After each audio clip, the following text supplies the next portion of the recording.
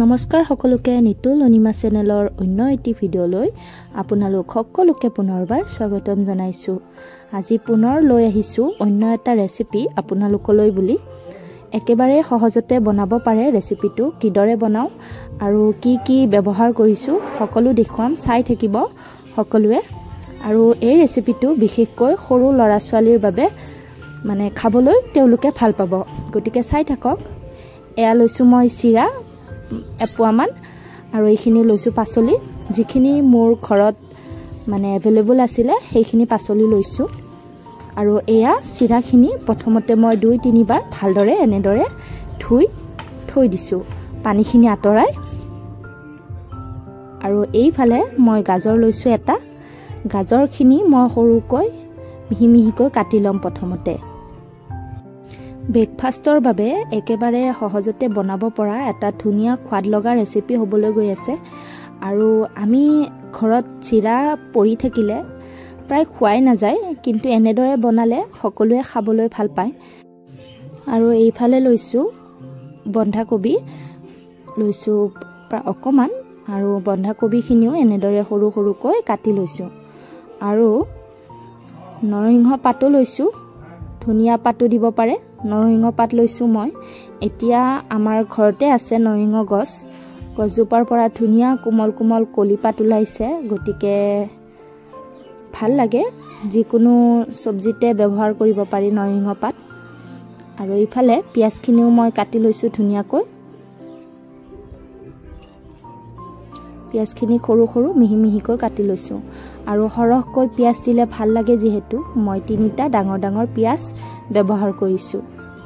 আৰু আমাৰ ঘৰৰ গোটেইকেইটা ল'ৰা ছোৱালীয়ে জলকীয়া খাব পাৰে সিহঁতে, গতিকে মই জলকীয়াও দিছোঁ সৰহকৈ, সিহঁতে খাব পৰাকৈ দিছোঁ।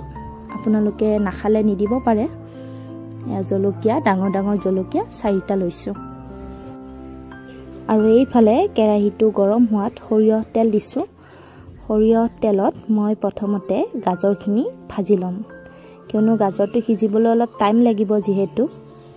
আৰু এয়া গাজৰখিনি অলপ সময় এনেদৰে ফ্ৰাই কৰি লৈছোঁ। দেখি গমেই পাইছে গাজৰখিনি ফ্ৰাই হোৱাৰ পিছতে বন্ধাকবি পাতকেইটাও মানে কুটি লোৱা বন্ধাকবিখিনিও একেদৰে ভাজি লৈছোঁ অকণমান সময়। আৰু এইখিনিও মই অকণমান জাষ্ট নিমখ হালধি দি এইখিনিও অলপ ভাজি ল'ম। আৰু এইখিনি ভজা হোৱাৰ পিছতেই মই আঁতৰাই থৈ দিম। আৰু এয়া দেখিলে যে যিখিনি তেল ব্যৱহাৰ কৰিছিলোঁ সেইখিনি তেল হৈয়েই আছে। আৰু সেইখিনি তেলতেই মই আটাইখিনি মানে যিটো ৰেচিপি বনাবলৈ গৈ আছোঁ সেই ৰেচিপিটো বনোৱা শেষ কৰিম। এয়া সেইখিনি তেলতে মই দিলোঁ জিৰা কেইটামান আৰু দিলোঁ শুকান জলকীয়া।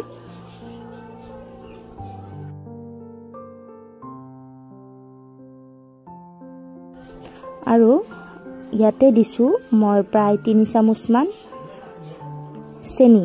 আৰু চেনিখিনি দিয়াৰ পিছতে ইয়াতে মই কটা পিঁয়াজখিনিও দি দিছোঁ, লগতে নৰসিংহ পাতকেইটাও দি দিছোঁ।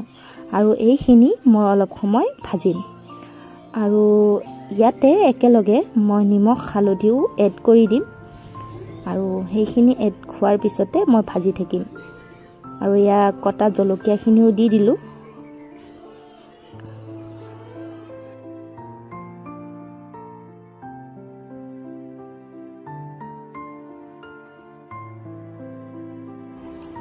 ইয়াতে সোৱাদ অনুসৰি নিমখ আৰু হালধি দিয়াৰ পিছতে মই অকণমান গুড়ি মছলাও দিম, যেনে জিৰা গুড়ি, ধনিয়া গুড়ি, আৰু চব্জি মছলাও অকণমান দিম, আৰু চিকেন মছলাও দিম।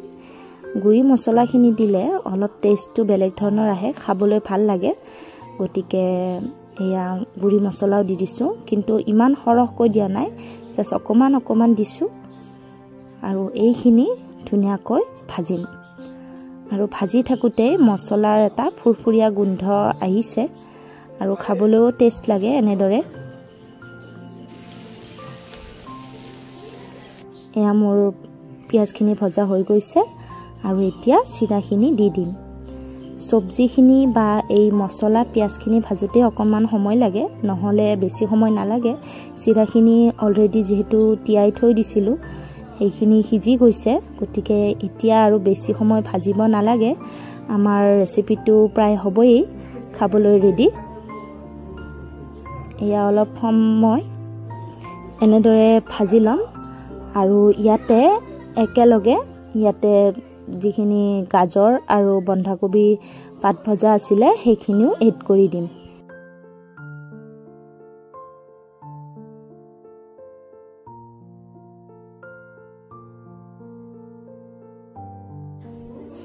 এয়া ভজা পাচলিখিনি দি দিলোঁ আৰু ইয়াৰ পিছতে অকমান সয়া সস দিম